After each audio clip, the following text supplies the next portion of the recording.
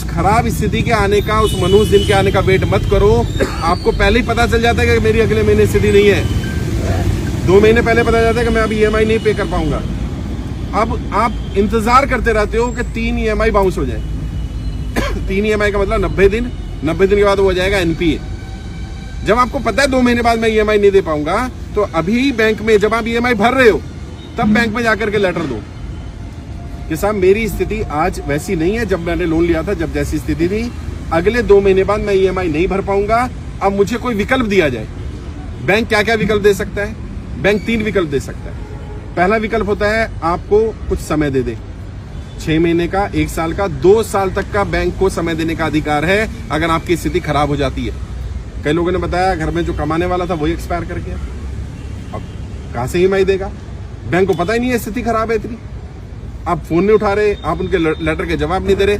आप बैंक को पहले ही बता दो कि भाई मेरी स्थिति खराब हो सकती है, अब मैं नहीं पे कर पाऊंगा, मुझे समय दे। या तो बैंक समय दे देगा, समय नहीं देगा तो बैंक दूसरा क्या कर सकता है? लोन रीस्ट्रक्चर कर सकता है। रीस्ट्रक्चरिंग क्या होती है? आपकी EMI को कम कर देगा। आपका तो मेरी सैलरी थी 50,000 रुपये महीना, मैं 30,000 रुपये महीना EMI भर पा रहा था आराम से। अब मेरी नौकरी छूट गई, या मेरी नौकरी नहीं है, या मेरी नौकरी की मेरी सैलरी कम हो गई, 25,000 रह गई, मैं 30,000 की EMI नहीं पे कर सकता। तो बैंक से रिक्वेस्ट करो कि मेरी EMI को उस रेंज में 15,000, 12,000 जितनी आप कर सकते हो उतनी रेंज में ले लेगा। इसको रीस्ट्रक्चरिंग बोलते हैं। रीसेटलमेंट कर सकता है, रीफाइनेंस कर सकता है, पुराना लोन क्लियर करके नया लोन दे सकता है आपको।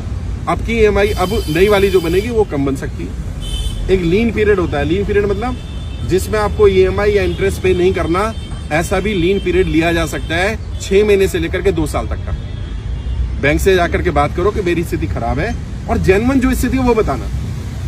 और बैंक से कुछ भी कम्युनिकेशन करो, बार बार बोल रहा हूं, बैंक से रिटर्न कम्युनिकेशन करो। बैंक क्या करता है आपको? जब भी कोई कम्युनिकेशन करता है नोटिस भेजता है। क्यों भेजता है? बैंक पागल है क्या? बैंक इसलिए भेजता है कि जब आप इन नोटिस का जवाब नहीं दोगे आप डिफॉल्टर हो जाओगे। उसके पास 5 नोटिस होंगे, वो कोर्ट में जाएगा, देखो जी हमने तो इतनी बार इनको बताया था।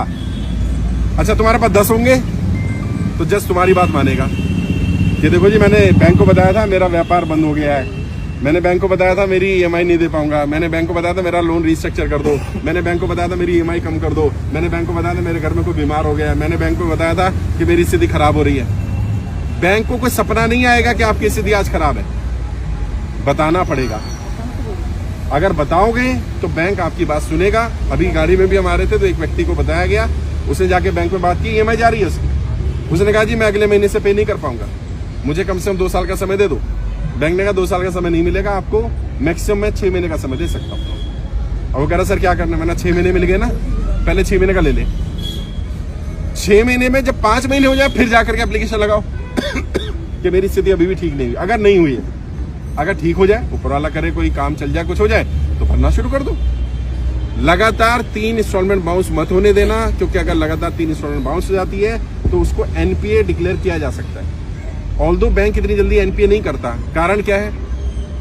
सारे बैंक शेयर मार्केट में लिस्टेड है, और अगर किसी बैंक का NPA 18-20% से ज्यादा दिखने लगेगा तो उसके शेयर की वैल्यू कम हो जाएगी। तो इसलिए जल्दी से बैंक भी NPA डिक्लेयर नहीं करता। लेकिन लगातार 3 इंस्टॉलमेंट 90 दिन तक अगर आपके अकाउंट में कोई ट्रांजेक्शन नहीं होती है तो ये माना जाएगा कि आप डिफॉल्टर हैं। तो इसका इलाज क्या है? मान लो आपकी EMI है 20,000 रुपये महीने की, आप क्या करो 5,000 रुपये डाल दो। अभी क्या होगा? ट्रांजेक्शन हो गया अकाउंट में, और अपने अकाउंट में नहीं डालनी, लोन अकाउंट में डालनी है। हर एक का लोन अकाउंट नंबर अलग होता है और पर्सनल अकाउंट अलग होता है। आप क्या करते हो? आपके लोन अपने अकाउंट से ही किस्त कटती है, तो आप अपने अकाउंट में पैसा डालो, अपने में मत डालो। अगर पूरी किस्त डालनी है तो अपने में डालो, अगर पार्ट पेमेंट डालनी है तो लोन अकाउंट में डालो। अब क्या होगा? उनकी स्टेटमेंट में आ जाएगा कि इसने 5,000 रुपये डाले। अब अगर कल को कोर्ट जाएगा बैंक कि आप डिफॉल्टर हो तो आप दिखा सकते हो, देखो जी अगर मैं डिफॉल्टर होता। सर अभी मेरी भी 3 किस्तें टूट चुकी है, मुझे फोन आ रहा है बार बार।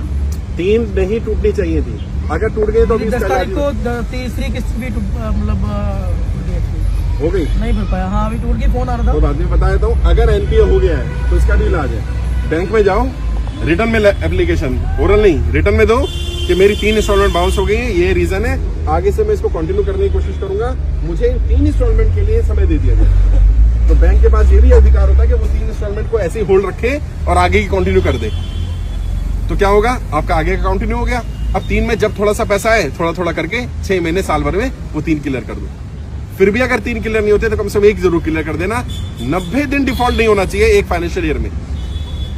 अभी जैसे अप्रैल 31 मार्च तक है फाइनेंशियल ईयर, इसमें नहीं होगा, अगले साल में फिर आपको 90 दिन का समय मिल जाएगा। तो बैंक से बात करो, कम्युनिकेट करो। अभी आपने ट्रेनिंग अटेंड कर ली होगी, मुझे नहीं मालूम करी कि नहीं करी, अटेंड करो।